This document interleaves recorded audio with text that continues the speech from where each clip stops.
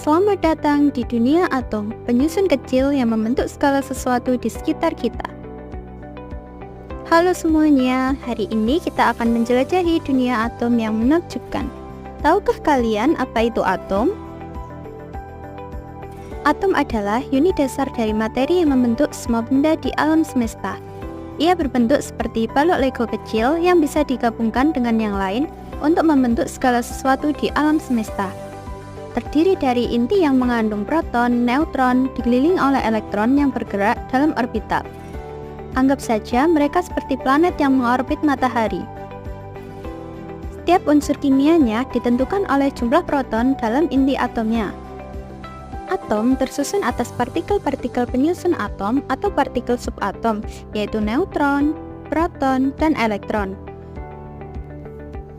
Proton memiliki muatan positif, elektron memiliki muatan negatif, dan neutron memiliki muatan netral. Sekarang, mari kita uji pengetahuan kalian dengan kuis cepat. Benar atau salah, elektron ditemukan di dalam inti atom? Pikirkan baik-baik ya. Jawabannya adalah salah. Elektron mengorbit di sekitar inti, bukan di dalamnya. Sekarang kita akan mempelajari macam-macam teori atom. Menurut teori atom Dalton, atom adalah bagian terkecil dari materi yang tidak dapat dibagi lagi. Atom-atom bergabung membentuk senyawa dengan perbandingan bilangan bulat sederhana. Reaksi kimia melibatkan pemisahan, penggabungan, atau penyusunan ulang atom-atom. Tetapi atom tidak bisa diciptakan atau dimusnahkan. Menurut teori atom J.J. Thomson, atom dianalogikan seperti roti kismis, di mana materi yang bermuatan positif mengandung elektron yang tersebar. Muatan positif dan negatif menyatu sehingga atom bersifat netral. Menurut teori atom Rutherford, muatan positif berkumpul di pusat atom atau inti atom, sementara elektron bergerak mengelilinginya, mirip planet yang mengelilingi matahari. Menurut teori atom Bohr, atom terdiri dari inti yang merupakan pusat atom dan muatan positif. Elektron bergerak mengelilingi inti pada lintasan tertentu yang disebut kulit atom. Selama bergerak pada lintasan ini, elektron berada dalam keadaan stasioner atau tidak memancarkan energi.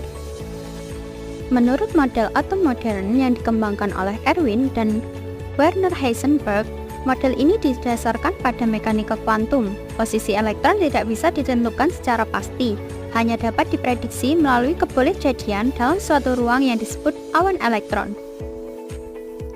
Sekarang, mari kita uji pengetahuan kalian dengan kuis cepat. Benar atau salah? Model atom Rutherford menggambarkan elektron bergerak mengelilingi inti pada lintasan tertentu. Pikirkan jawabannya baik-baik ya. Jawabannya adalah benar. Model atom Rutherford yang sering disebut model tata surya menggambarkan atom sebagai sebuah sistem di mana elektron-elektron bergerak mengelilingi inti atom pada lintasan-lintasan tertentu, mirip dengan planet-planet yang mengorbit matahari. Selanjutnya, kita akan mempelajari nomor atom dan nomor massa. Tahukah kamu, atom-atom bergabung membentuk unsur yang diatur dalam tabel periodik. Setiap unsur memiliki jumlah proton yang unik yang disebut nomor atom. Nomor atom suatu unsur menunjukkan jumlah proton dalam inti. Misalnya, hidrogen memiliki 1 proton, karbon memiliki 6, dan oksigen memiliki 8. Angka-angka ini menunjukkan kita memahami sifat masing-masing unsur, sehingga nomor atom juga menunjukkan jumlah elektron dalam unsur. Sehingga nomor atom sama dengan jumlah proton sama dengan jumlah elektron, dan nomor massa sama dengan jumlah proton ditambah jumlah neutron. Nomor massa dihitung dari jumlah proton dan neutron karena massa elektron sangat kecil dan diabaikan. Nomor massa digunakan untuk mengetahui jumlah partikel penyusun atom dalam suatu unsur. Pada penulisan lambang unsur, nomor massa A ditulis subskrip di kiri atas lambang unsur. Sedangkan nomor atom Z ditulis superskrip di kiri bawah dari lambang unsur. Sekarang, mari kita uji pengetahuan kalian dengan kuis cepat. Benar atau salah? Semua unsur memiliki jumlah proton yang sama. Pikirkan baik-baik ya. Jawabannya adalah salah. Tiap unsur memiliki jumlah proton yang berbeda. Jumlah proton inilah yang menentukan identitas suatu unsur. Misalnya, atom hidrogen memiliki 1 proton, atom helium memiliki 2 proton, dan seterusnya. Kali ini kita akan melakukan simulasi membuat atom dengan berbantuan Whippet Simulation. Sebelum melakukan percobaan, saya akan menjelaskan terlebih dahulu mengenai petunjuk dalam simulasi ini. Pada bagian kiri atas menunjukkan jumlah proton, neutron, dan elektron yang terdapat pada atom. Kemudian, lingkaran di bawahnya merupakan struktur atom itu sendiri, yang mana bagian tengahnya untuk letak proton dan neutron, sedangkan lingkaran orbitnya merupakan letak elektron. Di sebelah bawahnya lagi ada proton, neutron, dan elektron yang bisa digunakan untuk membuat atom. Kemudian, pada bagian kanan atas ada tabel periodik untuk mengetahui unsur atom apa yang dibuat. Di bawahnya ada muatan total yang menunjukkan atom tersebut bermuatan positif, negatif, atau tidak bermuatan. Di bawahnya lagi ada bilangan massa yang menunjukkan nomor massa atom itu sendiri. Kali ini kita akan membuat atom nitrogen.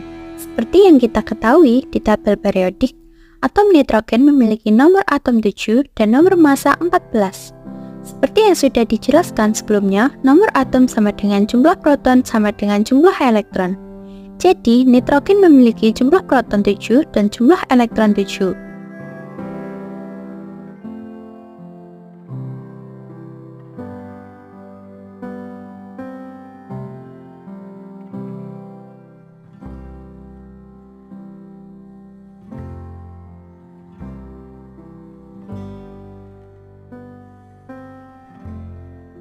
Kemudian, nomor massa sama dengan jumlah proton ditambah jumlah neutron.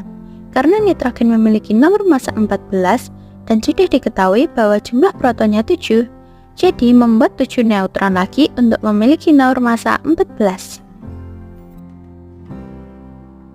Kali ini, atom ada di mana-mana. Udara yang kita hirup, air yang kita minum, dan bahkan makanan yang kita makan semuanya terdiri dari atom. Memahami atom membantu kita memahami dunia di sekitar kita. Misalnya, air terdiri dari 2 atom hidrogen dan 1 atom oksigen. Kombinasi sederhana ini membentuk sesuatu yang sangat penting seperti air. Atom, meskipun sangat kecil, memiliki peran yang sangat besar dalam membentuk dunia di sekitar kita. Dengan menguasai ilmu tentang atom, kita membuka pintu ke masa depan yang penuh potensi. Teruslah belajar karena di dalam atom tersimpan rahasia alam semesta.